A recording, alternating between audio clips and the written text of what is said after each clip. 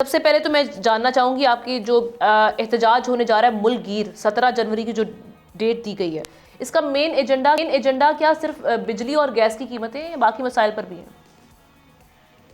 دیکھیے اس کا جس طرح عنوان سے ظاہر ہے بجلی اور گیس کے ایشو پر ہم جو ہے وہ احتجاج کر رہے ہیں، اور مین ایجنڈا یہ ہے کہ جو آئی پی پیز تھیں جن پہ حکمران طبقات بات کرنے کے لیے تیار نہیں تھے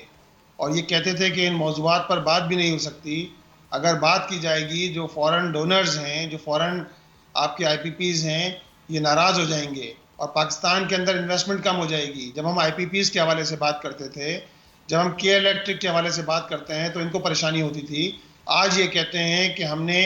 5 آئی پی پیز کو جو ہے وہ رول بیک کر دیا ہے۔ 15 آئی پی پی سے ان کے ساتھ جو معاہدے ہیں اس پہ بھی نظر ثانی کے لیے کابینہ کے سامنے رکھیں گے، اور یہ بھی کلیم کیا لیکن جا رہا ہے کہ عوام کو فائدہ حکومتی ابھی آئی تک پی نہیں پیز کی ہوا ہے، جانب بھی جایا جائے گا۔ آپ کو لگ رہا ہے کہ عوام کو فائدہ نہیں ہوا ہے اس کا، ہمیں تو کم از کم نظر نہیں آ رہا کہ اس کے نتیجے کے اندر عوام کو فائدہ ہو، اور جماعت اسلامی اسی حوالے سے 17 جنوری کو پورے پاکستان میں ہم احتجاج کر رہے ہیں کہ جو بجلی کے معاملات ہیں، چاہے وہ آئی پی پیز ہوں، چاہے وہ کے الیکٹرک ہو، جو کراچی روٹ مار کا بازار گرم کیا ہوا ہے، وہ کے الیکٹرک جو 68 بلین روپیز ابھی نیپرا کے اندر اس نے درخواست دی کہ ہمیں جو ہے وہ 68 ارب روپے، وہ روپے کہ جو بجلی چوری ہوئی ہے یا پھر لوگوں نے بل ادا نہیں کیے ہیں، وہ ان صارفین سے دلوائے جائیں۔ یہ کہتے ہیں بیل آؤٹ پیکیج ہوگا کہ جو صارفین آلریڈی بل ادا کرتے ہیں ہم ان کے ذریعے 68 بلین روپیز وصول کریں کہ جن لوگوں نے بجلی چوری کی ہے ان کے پیسے بھی وہ لوگ دیں گے۔ تو یہ تو صورتحال ہے۔ اچھا مونم صاحب، ہم مرتضیٰ وہاب صاحب سے بھی بات کر چکے ہیں کراچی کے مسائل کی، اگر ہم بات کرتے ہیں ملک بھر کی تو ہم نے بات کی ہے، کراچی کے اگر مسائل کی تو مرتضیٰ وہاب صاحب کہہ رہے ہیں کام ہو رہا ہے، ان کو نظر نہیں آتا اپوزیشن کو، اور یہ صرف شور مچانے کے لیے۔ وہ یہ کہہ رہے ہیں ٹاؤن انتظامیہ یو سی لیول پہ کام خود نہیں کر رہی، جو ان کے کام کرنے والے ہیں وہ کر لیں تو معاملات بہت بہتر ہو جائیں گے۔ دیکھیے پیپلز پارٹی جمہوریت کے نام پر سیاہ دھبا ہے، قوم 47 کی شکل میں برسر اقتدار آئے ہیں، یہ لوگوں کو اختیار دینے کے لیے تیار نہیں ہے۔ مرتضیٰ وہاب صاحب سے کوئی یہ پوچھے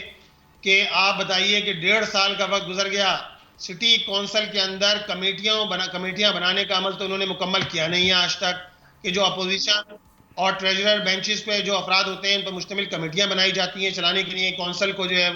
وہ تو آپ نے کیا نہیں۔ آپ ٹاؤن کو اختیار دینے کے لیے تیار نہیں ہیں، آپ یو سیز کو اختیار دینے کے لیے تیار نہیں ہیں، یعنی آپ اختیارات کی نچلی سطح پر تقسیم کرنے کے لیے تیار نہیں ہیں۔ اور اس کی مثال اس طرح سمجھیے کہ Sindh solid waste management board بنا دیا گیا ہے جس میں ٹاؤن اور یو سی کا کوئی عمل دخل نہیں ہے، یعنی کچرا اٹھانا ہو تو سندھ گورنمنٹ جو نااہل گورنمنٹ ہے جو پچھلے 16 سال سے برسر اقتدار ہے، پانی اور سیوریج کا مسئلہ ہو شہر کے اندر تو سندھ گورنمنٹ، ٹاؤن اور یو سی سے اس کا کوئی لینا دینا ہی نہیں ہے۔ جب ٹاؤن اور یو سیز کو آپ آن بورڈ لے ہی نہیں رہے، جب سٹی کے اندر آپ نے کمیٹیاں ہی نہیں بنائی، جب اپوزیشن کو آپ اعتماد بھی نہیں لیتے، جب وسائل کو نچلی سطح پر آپ تقسیم ہی نہیں کر رہے، یہاں تک کہ